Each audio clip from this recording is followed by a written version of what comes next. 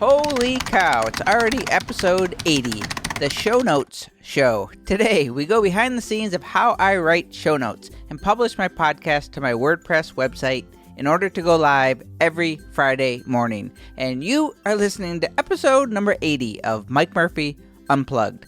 Learn, create, move forward. I am your host, Mike Murphy. I'm a one-man band. I'm a technology junkie. I love helping people figure things out, and I am really excited to be here with you today. The goal of Mike Murphy Unplugged is to help you learn what you need to know in order to create online content so you can move forward in business and in life. So in this episode number 80, I'm going to take you behind the scenes and go step by step. How I write the show notes, how I format my show notes, how I prepare my episode artwork, and how I schedule and publish each weekly episode on my WordPress website. I'm going to share with you every tool that I use, and by the end of this episode, you will have a really good overview of my workflow from the final steps of producing a podcast to going live on iTunes every Friday morning. So let's do this. And just so everybody knows what we're talking about, show notes is really just the text that accompanies each podcast. It explains what that podcast episode is about. Show notes have many purposes, but it's a great way for listeners who want to go back and refer to something you talked about, or to attract new listeners who might have stumbled across your show, and maybe they want to read the show notes to see if that show is going to be a good fit for them. Now, based on social media commentary, I think show notes rank at the top of the most disliked part of podcasting for many. In fact, I think show notes is a big reason why some podcasters pod fade or stop podcasting. If I pod fade, it will have nothing to do with show notes. 1, I have a very easy and repeatable process, which you are about to learn. 2, I write my script with show notes in mind, so I stay very efficient. And the third thing is that I don't agonize over the minutia of show notes. They don't take me very long, so it really doesn't bother me. And as a disclaimer, I believe show notes are very important to your podcast, and I am well aware that my show notes are not perfect. I could spend more time analyzing keywords and titles for SEO rankings. I could add timestamps and links to every point in my episode. I could probably provide a PDF download of my transcript. But spending several hours to write show notes is why people dislike them so much and why people pod fade from them. Some shows have such great show notes that I never listen to their podcasts, and I don't want that.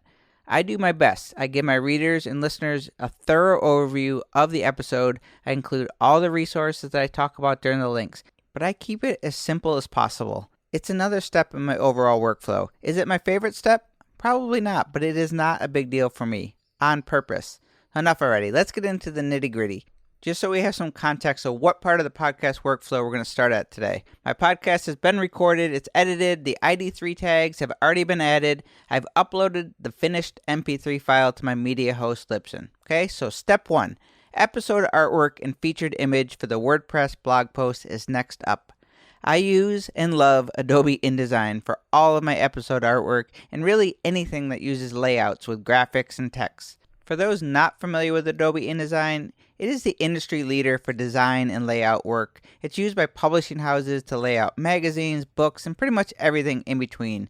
It's one of the more complicated programs of the Adobe Creative Cloud family to learn, I think, but it is definitely my secret weapon that I could not live without. In InDesign, I prepare one piece of artwork for the Libsyn media player, which is a long and skinny player, and then I have a featured image that I use for my blog post. That is more of a traditional website, so I keep those two separate. All I need to do in InDesign is make a duplicate of last week's episode. I change the episode number and the title. I export both of them as JPEGs and upload to WordPress. The entire InDesign process is 5 to 10 minutes max. Step 2, Scrivener. Scrivener is the tool that I use to write my podcast script each week. Inside the episode folder, I create one file for my script. When the script is complete, I duplicate that, and that is where I craft my show notes. This really means that I remove parts of the script that are not important for the show notes. As I noted earlier, I keep my show notes in mind when writing my script by formatting headers and important steps I know will be in the show notes. So in this step, I do a lot of deleting and cutting and pasting and basically just move things around to make a clear outline, which will be my episode blog post show notes. This entire process is about 10 to 15 minutes, I'd say. Step 3. I copy the outline from Scrivener and I paste it into a program called Byword. Now, what the heck is Byword, you might be wondering? Well, Byword is a simple text editor. It's another one of my secret weapons that I use to format my blog post using what is called multi-markdown language. Sounds confusing, but it's actually really simple. All I am doing in this step is formatting the text to look good on the web. Now, Scrivener is capable of doing multi-markdown language. It just feels a lot easier and cleaner in Byword. So here's the 101 version of what multi-markdown language is. Imagine reading a blog post or an article online. The first thing you see is usually the title, right? The font is usually the biggest for the titles and headlines, and it goes down as you read the article. So in the web world, or the HTML world, you would assign an H1 tag to the biggest title, and then it goes down from there. So a smaller title would be an H2, and then an H3. It goes all the way down to H6, with H6 being the smallest, okay? Pretty easy. So in Markdown, when I want to add an H1 tag to my title, I just put one hashtag of the number sign in front of that line. If I want an H2 tag, I put two hashtags. H3, three hashtags. You guessed it. There is just symbols for each thing that you want to do, and once you know the symbols, which are actually kind of common sense, it is really fast. I can fly through this process. It's a bit nerdy, but it actually saves me a ton of time. I spend about 5 minutes in Byword, and my show notes are marked up and perfectly formatted for the web. I know because Byword has a great web preview option. And the last thing I do before I leave Byword, I just copy the HTML code to the clipboard, and then I go to mikemurphy.co/wp-admin and sign in to my WordPress site. An oldie but goodie tip, but if you add /wp-admin after any web address, if you see a login box, that site uses WordPress, and it is how you will always sign into your WordPress site. You'll just go to your web address, put /wp-admin, and you should see the login to WordPress. So once logged in, I create a new post. Because I use Divi Theme by Elegant Themes, I can save templates, and I have one for my podcast blog post, so everything is always set up. I just have to replace the images and the text each week. I hope you see how easy I'm trying to make everything in my workflow. Everything I do, other than writing the script, is pretty much automatic for me. Efficient workflows, they come from repetition and constantly making tweaks to make things easier and easier to reproduce.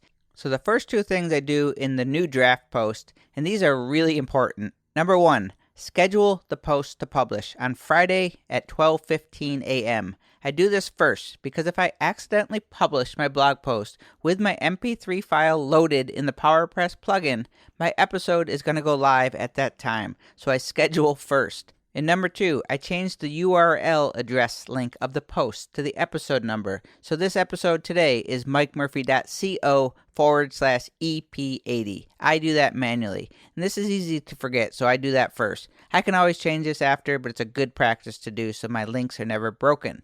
Next, I replace the episode and the featured images with the new ones that I made from InDesign. Then, in the text editor or WordPress, I simply paste the code that I copied from Byword. I know it looks good because I already previewed it, but I do a once-over and I see if the show notes need any supporting images or links to products. Remember, show notes are a great way to generate affiliate income from Amazon or other partnerships, so be sure to add all relevant affiliate links when possible. Step number 5, I'm going to head over to my media host, Libsyn, and that's where I'm going to copy the MP3 link and the podcast player embed code.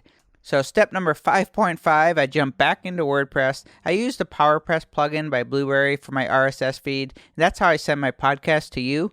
So in the PowerPress plugin, you simply paste the URL that you just got from Libsyn. I verify that the link is valid. I had show description and notes and a few other fields, and it's good to go. Just so you can kind of understand how the PowerPress plugin works, I paste in the URL from the MP3, and then once my blog post goes live, it goes from scheduled to public. Your podcast player, whatever you use, is going to be notified, or it's going to get my podcast if you are subscribed. And you are subscribed, right? Yes. Okay. I also jump back into Libsyn and I grab that code for the podcast player. This is what I use to embed into the blog post and where you can actually play the episode each week on my website. So I double check that I have the post scheduled for Friday at 12:15 a.m. before I finish all this, and then I update the post. WordPress is going to handle the rest, publish on time, and the podcast goes live, and your player will get notified. So step 6, I prepare the newsletter in Mailchimp. I basically copy and paste from the show note descriptions. I add the same episode artwork from my blog to Mailchimp. I curate a bunch of useless but entertaining trivia. I schedule Mailchimp to send to you on Friday at 6 a.m. Step 7. I create a promo video for each episode in After Effects that I share on Instagram, Facebook, Twitter, Medium, along with copy and paste from the show notes. You see, the show notes gets used for everything. Step 8. I use Buffer to send the show notes out to Facebook, Twitter, and Google Plus once the episode goes live, and I do that a couple times during the week. Rinse and repeat week after week. So my system for show notes, I think it's really easy, but there are still a lot of steps. That is why you really need to get it down to a process that is easy to reproduce week after week. You'll get faster and better with repetition and consistency. If you find a bottleneck or something that's holding you back, just do your best to fix it. Podcasting is really hard, but show notes, in my opinion, should never be the cause of pod fading, or it shouldn't make you miserable. I'm not downplaying how important they are because they are important for Google Love, discovery, and for your audience, but not as important as the content you deliver in your podcast. Find the balance. If show notes are overwhelming you, do the best you can, but don't feel pressured by what all the textbooks tell you must be done in order to have a good podcast. Show notes are really nothing more than a blog post explaining your episode. Do them in your style. For me, I try to give an outline or framework of all the big points I made in the episode. I include all the links to the products and tools and some stuff that I left out of the show but I think are relevant to the topic. Okay, let's do a quick little recap of the show notes and we'll wrap it up today. So after I record, edit, and add ID3 tags to my podcast and upload it to Libsyn, Step 1, I fire up Adobe InDesign. I open 2 files at the same time. I make a duplicate of the week before's episode artwork and featured image. I change the episode number and show title. I export those 2 files as JPEGs at 72 dpi for the web. Total, 5 to 10 minutes max. Step 2, Scrivener. I make a duplicate of the script in the same episode folder. I basically delete stuff until I have a good outline with the descriptions of each main point of the show. Copy to clipboard. 10 to 15 minutes here. Step 3, Byword multi-markdown editor. I hack up the outline with hashtags and HTML shortcuts to format it for WordPress. Editing text in WordPress is a pain because the text editor is so small. That's why I use Byword. It is really simple, it's clean, and I just love it. 5 minutes max using Byword. Step number 4, WordPress. I sign in at mikemurphy.co/wp-admin. I create a new draft blog post, and the first thing I do is schedule for Friday at 12:15 a.m. I also change the URL of the episode number, so the link of today would be mikemurphy.co/EP80, or whatever the show number is. I swap out the episode player artwork and the featured image, and then it's time to load the MP3 file from Libsyn into the PowerPress plugin. This whole step on WordPress is about 15 minutes max. Step 5, head to Libsyn, where I'm going to copy the MP3 URL link for my podcast and the code for the podcast player. 5 minutes there in Step 5. Step 5.5, head back to WordPress, paste the MP3 URL into the PowerPress plugin. Validate that the link is good. Then paste the podcast player code right below the episode artwork that I've already loaded. 5 minutes in this process. I put together the weekly newsletter in Mailchimp. 15 to 20 minutes, I'd say, with trivia. Step number 7, I prepare the promo video for social. That's going to be about 1 to 2 hours total for the video. That's the long part. Step number 8, I use Buffer to send out show notes to Twitter, Facebook, and Google+. 2 minutes max.